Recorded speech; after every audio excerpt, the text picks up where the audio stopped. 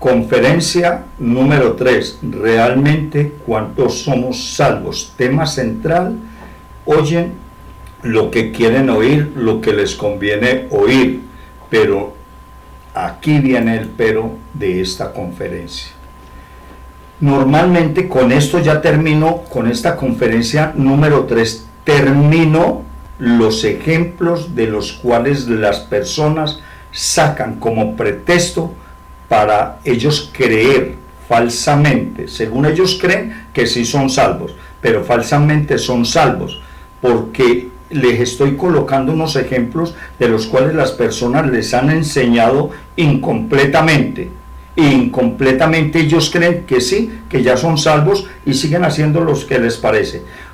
Ya les di 2 ejemplos, les voy a dar un tercer ejemplo. Este tercer ejemplo lo podemos hallar en una cita bíblica, en un capítulo con unos versículos muy conocidos, y son los siguientes.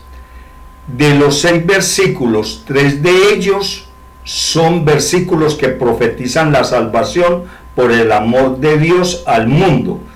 ¿Dónde están escritos esos 3 versículos? En Juan 3, 16 al 21. He tenido la oportunidad de dar muchas conferencias donde les explico a la gente, les hago este ejemplo que les voy a dar a saber a ustedes. La salvación. Dios, Juan 3, 16 al 21. ¿Alguien se sabe esta cita bíblica? Levante la mano cuando estoy dando una conferencia o cuando estoy dando un sermón o cuando estamos en la membresía de la iglesia. Háganme el favor y levanten la mano los que sepan Juan 3, 16 al 21. Y créanme sinceramente que todo el mundo la sabe. Y tratan al menos de dar con ella, ¿sí? Y hay personas, la mayoría de las personas que le dicen a uno, pastor, Juan 3, 16 al 21 dice, porque tanto amó Dios al mundo que dio a su Hijo unigénito, para que todo aquel que crea en Él no se pierda, sino que tenga vida eterna. Es más, déjeme decirle, pastor, el versículo 17 dice que Dios no envió a su Hijo al mundo para condenar al mundo, sino para salvarlo por medio de Él. El que cree en Él no es condenado, pero el que no cree ya está condenado por no haber creído en el Hijo unigénito de Dios. Hombre, bravo, muy bien, se la sabe de memoria. Dice, no, es que esa es una cita bíblica que le da a uno mucho motivo, mucha paz. Estoy de acuerdo con eso. Y entonces yo le hago una pregunta a esas personas que se saben esa cita bíblica. Esa cita bíblica nos dice que por creer en Dios ya somos salvos, y que Dios no vino a condenar al mundo sino para salvarlo por medio de Él. Sí, pastor. Y le pregunto yo a él, ¿y usted cree en Dios? Claro, pastor, ¿cómo no voy a creer en Dios? Y le digo, hablamos de Juan 3, 16 al 21. Usted me acaba de decir, le estoy colocando el ejemplo que he tenido muchas oportunidades de leerme de decirme de memoria Juan 3, 16 al 18. Usted me podría decir, señor o señora, ¿qué dice del 19 al 21? ¿Cómo así, pastor? Sí, hablamos de que la cita bíblica es completa. Juan 3, 16 al 21. Y usted me lo está diciendo de Juan 3, 16 al 18. ¿Qué sigue en el 19? ¿Ya? Ay, sí, me mató, pastor. Bueno, dejémoslo ahí. Entonces, según usted cree que porque Dios vino al mundo, no para condenarlo, sino para salvarlo por medio de Él, le predico yo a la persona, lo mismo que lo estaba haciendo con ustedes. Ya nosotros somos salvos, con solo hacer la declaración de fe. Ay, pastor, pues eso es lo que a nosotros nos han enseñado. A mí personalmente me han enseñado que yo voy a una iglesia y no necesito y no hacer una sola vez la declaración de fe o la oración de fe una sola vez en la vida y ya soy salvo. Y yo le pregunté a esa persona, ¿y dónde dice eso? No, pues no ve que Juan 3, lo que le acabo de decir, pastor, es que si creemos en Él ya somos salvos. Y le digo, no, un momentico, eso es lo que usted quiere creer. Y ahí es donde empieza el debate de esta conferencia. No es solamente hacer la declaración de fe, sino continuar caminando en la gracia de Dios. ¿Y qué es lo que la gente no quiere leer, ni quiere que se le lea, ni quieren aprender? Y es lo que está escrito después de Juan 3:16 al 18, que sigue el versículo 19. Y las personas, cientos de miles de personas lo están ignorando a voluntad propia, y es precisamente la causa de condenación lo cual sufrirá una persona después de que deje de existir físicamente. Y se las voy a leer, quiero compartirlas con ustedes. Escrito está en Juan 3:19 al 21, versículo 19, dice: esta es la causa de condenación, que la luz vino al mundo. ¿Quién es la luz? La santa palabra de Dios. Esa es la luz que vino al mundo. Tremendo eso, ¿no?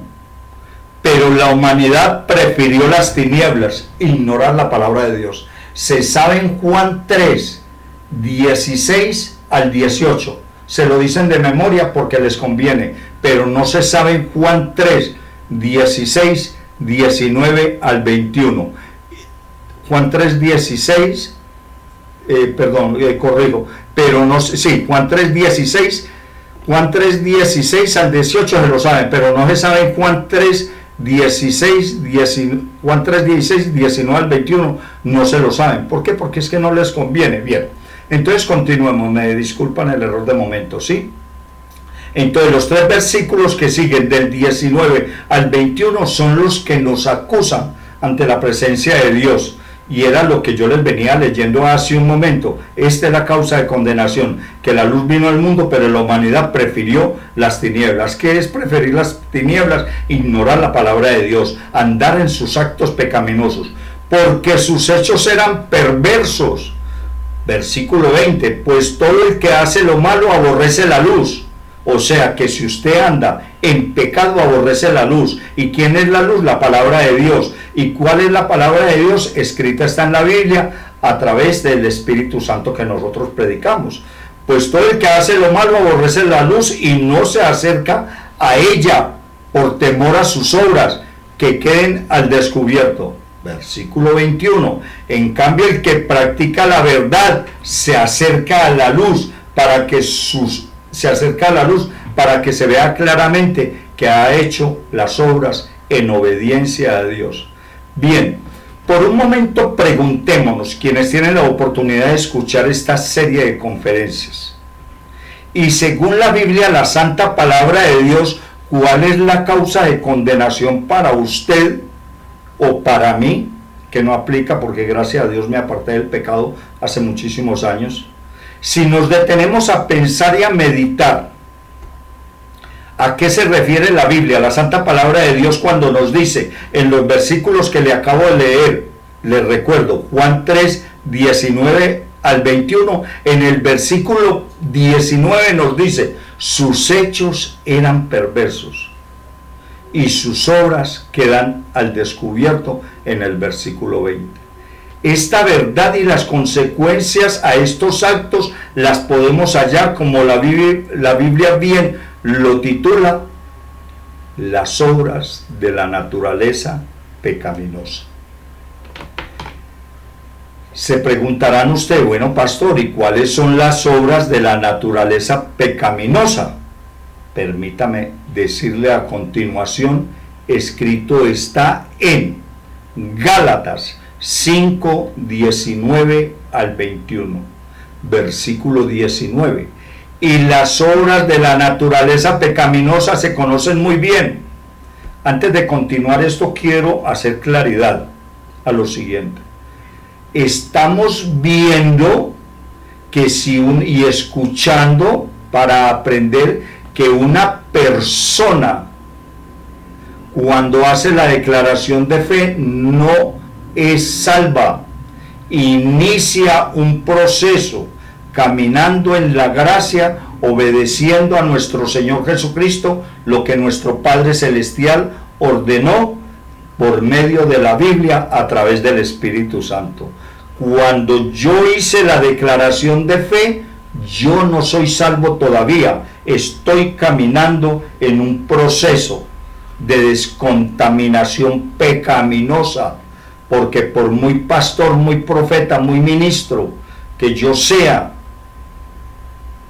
a través del Espíritu Santo, yo peco, una rabia, que vas a ver una mentira, algo pasa en nosotros los pastores, al menos en mí, o en el ministerio, o en los 3 ministerios que vemos en esta iglesia. No estoy hablando de ninguna iglesia ni de ningún pastor, hablo de mi ministerio y los otros 2 ministerios que hay en esta iglesia.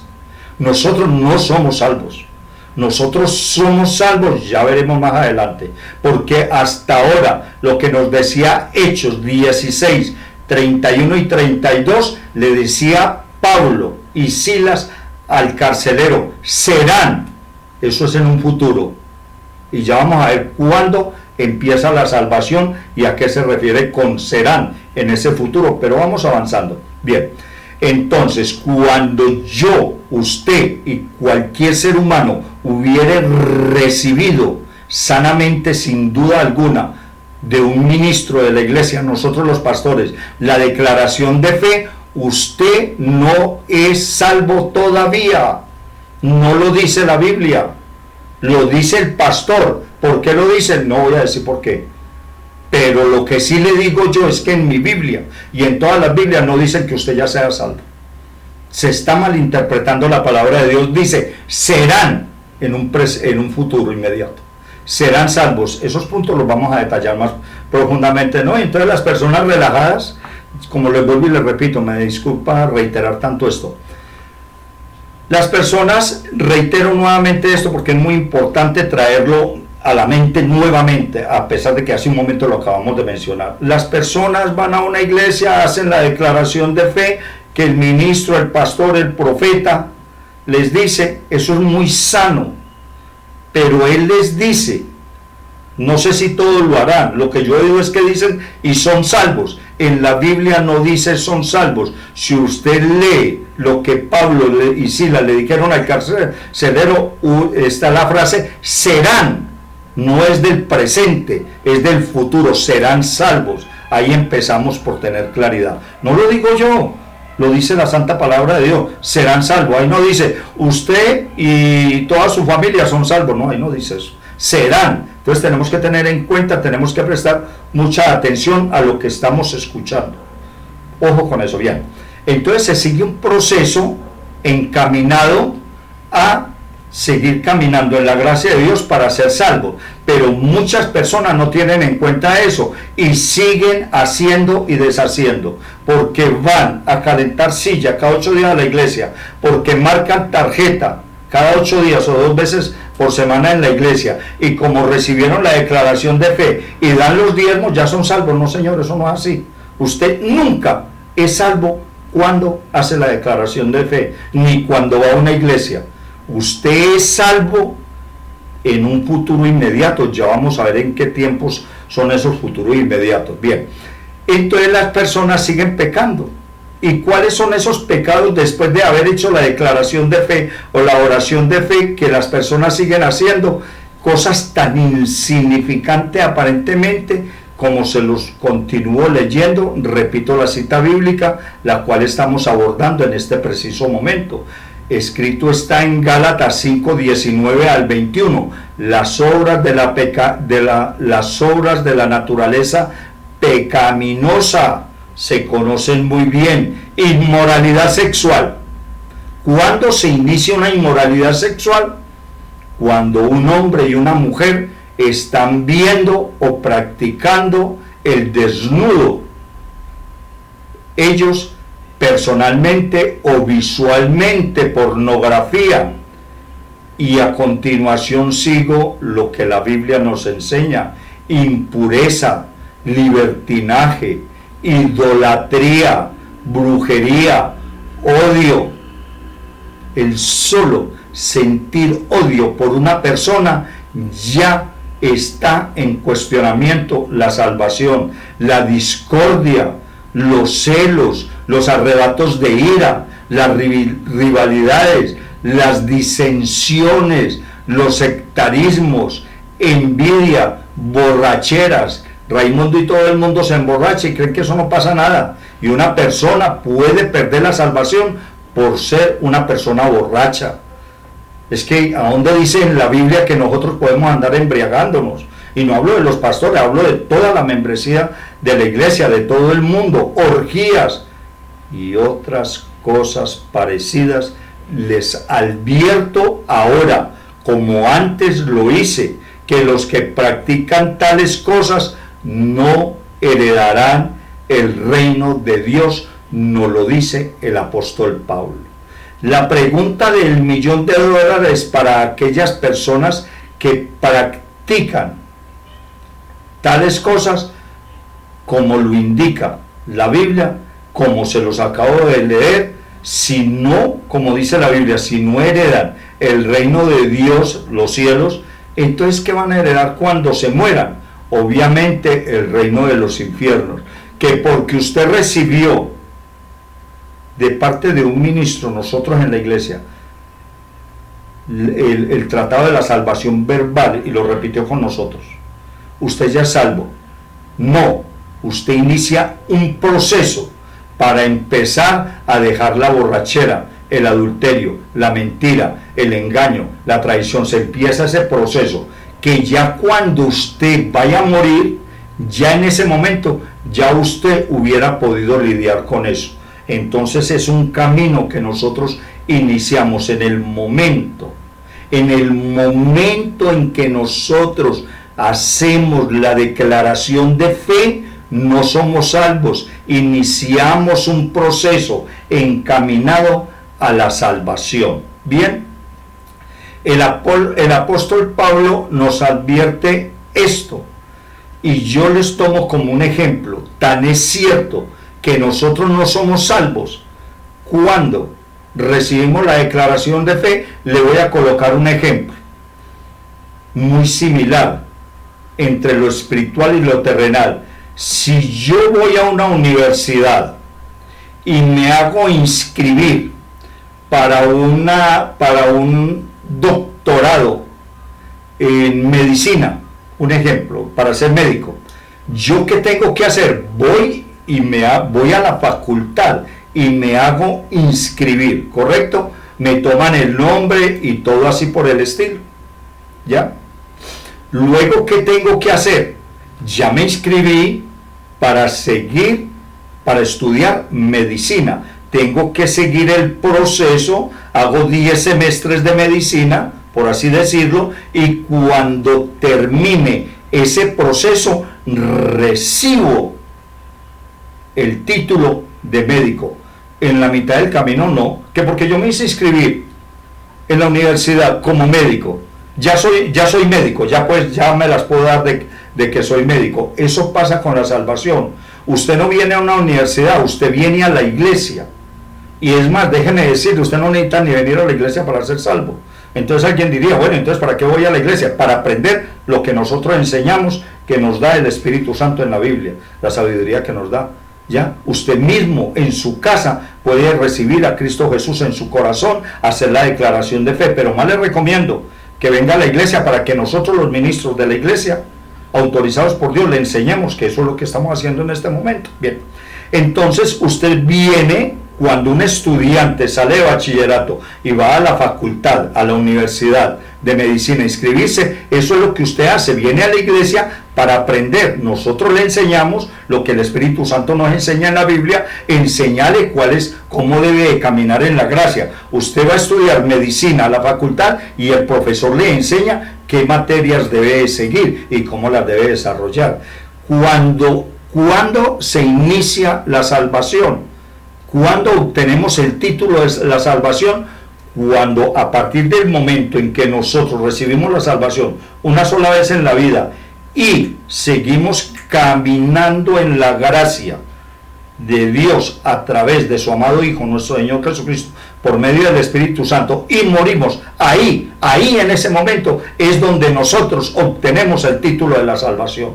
Si fuimos obedientes y estuvimos desmontando esa serie de pecados que veníamos cometiendo. Vamos a la iglesia, el ministro nos invita a que hagamos la declaración de fe, la hacemos y de ahí para adelante empezamos a dejar de ser mentirosos, borrachos, pornográficos, adúlteros, homosexuales, bisexuales, de todo, estafadores de todo. Empezamos a desmontar eso y llega un momento en que usted se muere, yo me muero, entonces ahí ya, si usted ha venido desmontando esos pecados, mermándole totalmente, abandonando su mala conducta, porque es que no se puede dejar de ser homosexual de la noche a la mañana, no se puede dejar de mentir de la noche a la mañana, porque eso es el pecado en el ser humano es muy fuerte, tiene un poder tremendo. Y decir yo, de que yo he sido toda la vida mentiroso, y que de la noche a la mañana, que porque Cristo Jesús entró a mi corazón, ya dejo de mentir, no mentiras, hombre, ¿cuánto no lo cree ni usted mismo?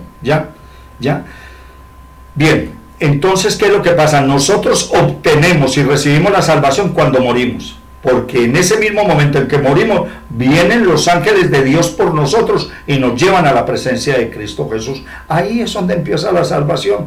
Ya, veamos una cita bíblica que todo el mundo se acoge a esa cita bíblica, donde dicen, y está escrito en Romanos, está escrito en Romanos 10, es una cita bíblica muy, pero muy conocida.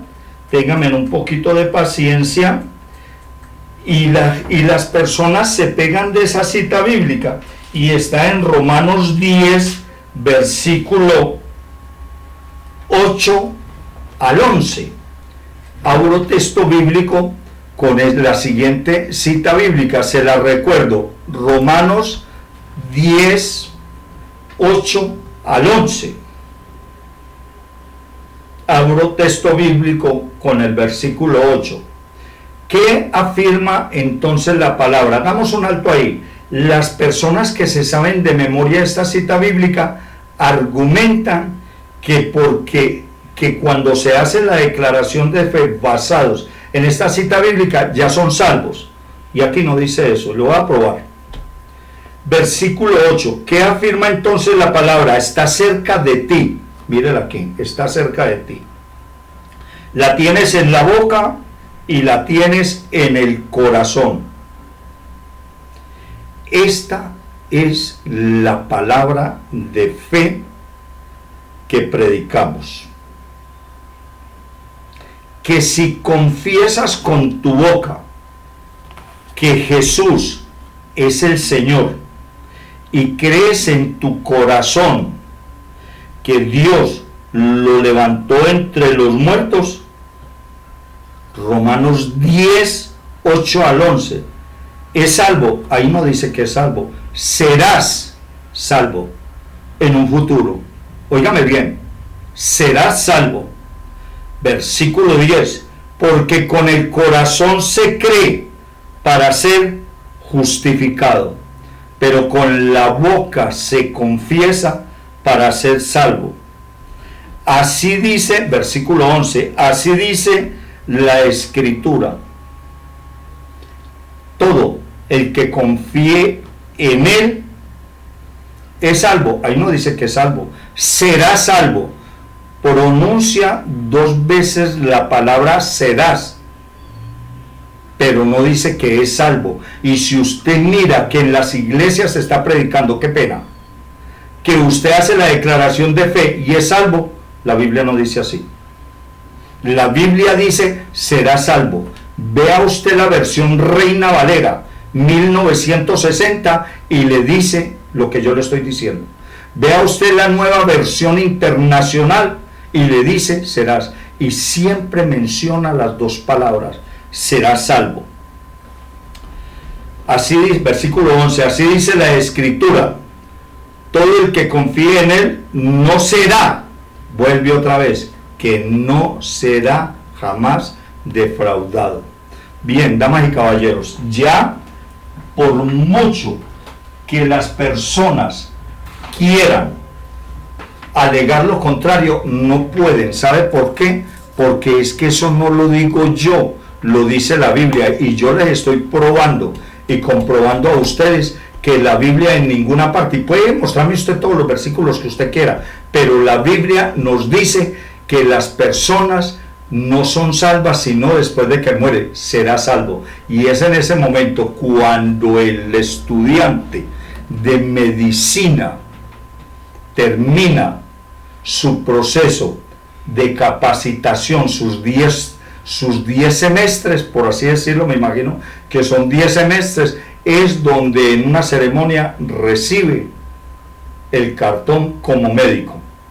Bien, ahora, ¿qué es lo que pasa cuando nosotros recibimos la declaración de fe? Iniciamos un proceso de descontaminación de nuestros pecados para de tal manera nosotros en el momento de morir recibir la salvación. El apóstol Pablo nos advierte, escrito está en 1 Corintios 6, 9 y 10. ¿No saben ustedes que los malvados no heredarán el reino de Dios? No se dejen engañar, escuche la palabra, no se dejen engañar. Y vuelve y nos da una lista de pecados que las personas están cometiendo, entre otros.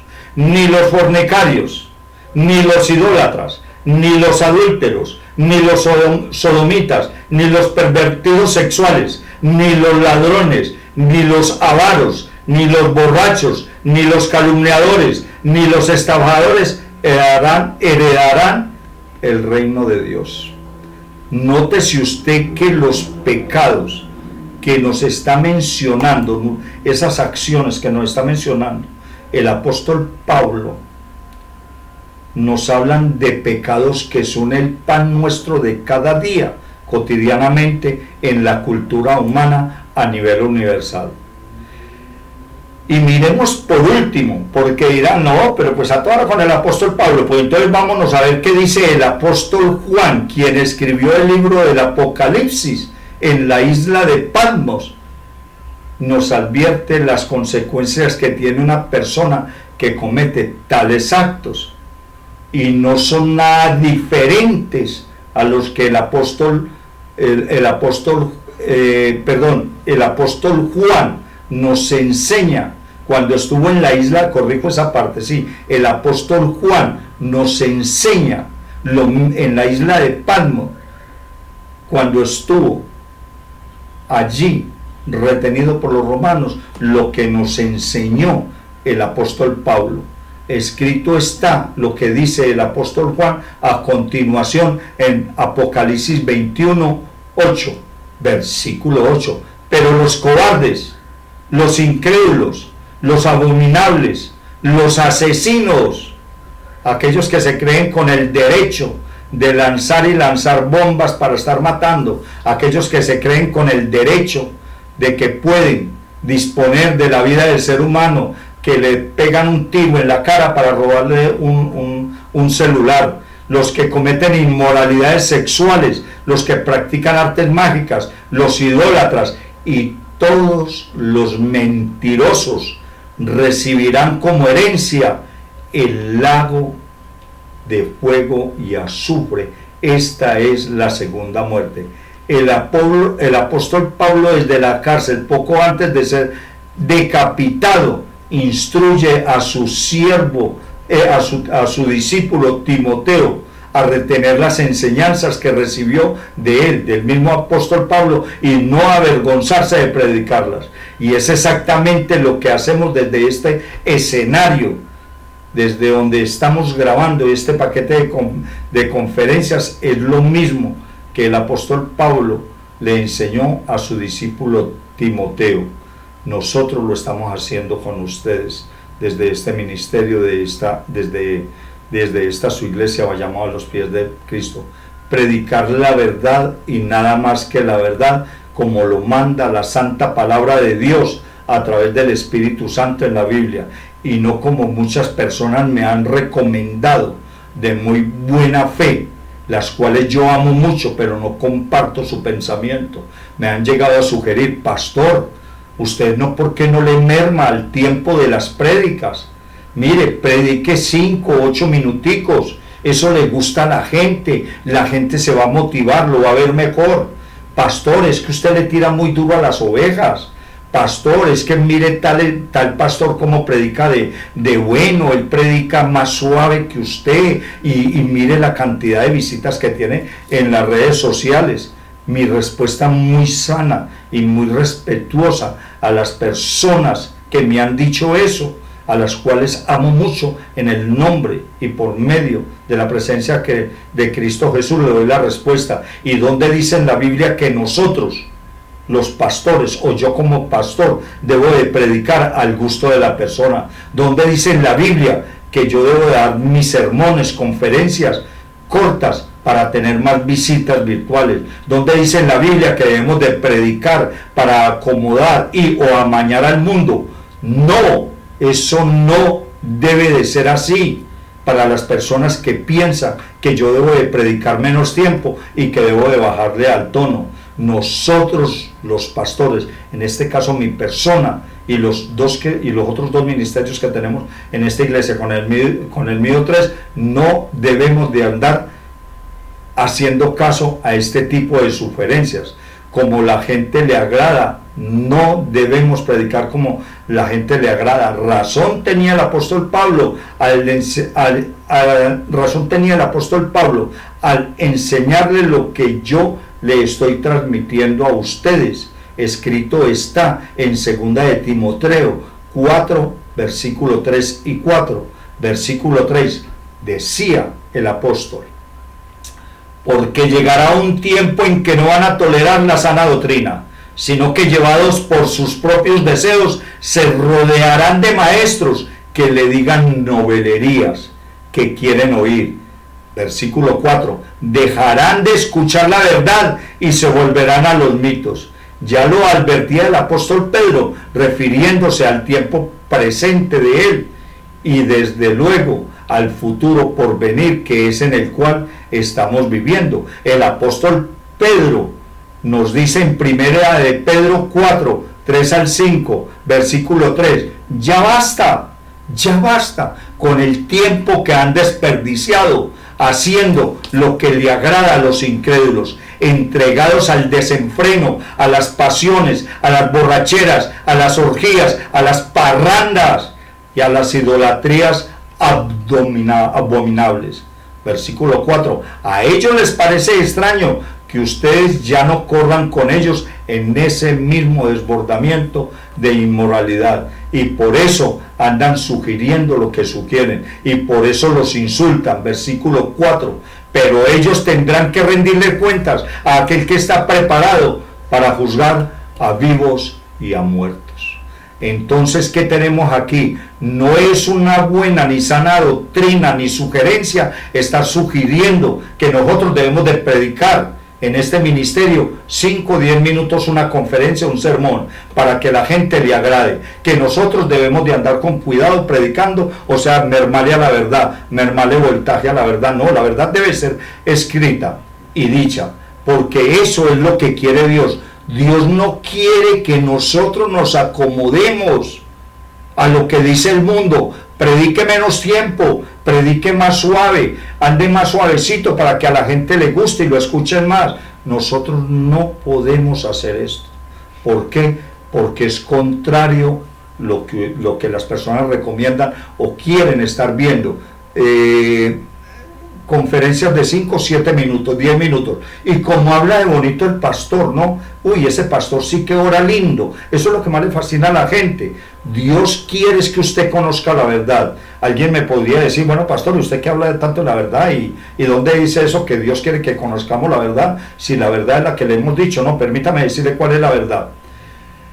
Escrito está en 1 de Timoteo 2, 4 al 6, versículos 4. Pues Él, nuestro Señor Jesucristo, nuestro Padre Celestial, a través del Espíritu Santo, pues Él quiere que todos lleguen a ser salvos y lleguen a conocer la verdad, porque cuando conocemos y predicamos la verdad es cuando llegamos a ser salvos. Versículo 5, porque hay un solo Dios y un solo mediador entre los hombres, entre Dios y los hombres, Jesucristo hombre. Ahora que ya se viene la Semana Santa, ese cuento que usted se va y se confiesa ante un sacerdote, eso es mentiras, eso no salva, eso no lo lleva a ninguna parte, eso lo lleva a usted a ser cómplice de una religiosidad pecaminosa. Versículo 6, quien dio su vida como rescate por todos. Este testimonio Dios lo ha dado a su debido tiempo. Hoy Dios le está dando a conocer a través de esta iglesia, a través del ministerio que ejercemos, estos 3 ministerios en esta iglesia, le está dando a conocer la verdad. Y para finalizar, a continuación, la conferencia número 4. Muchas gracias y que el Señor los bendiga.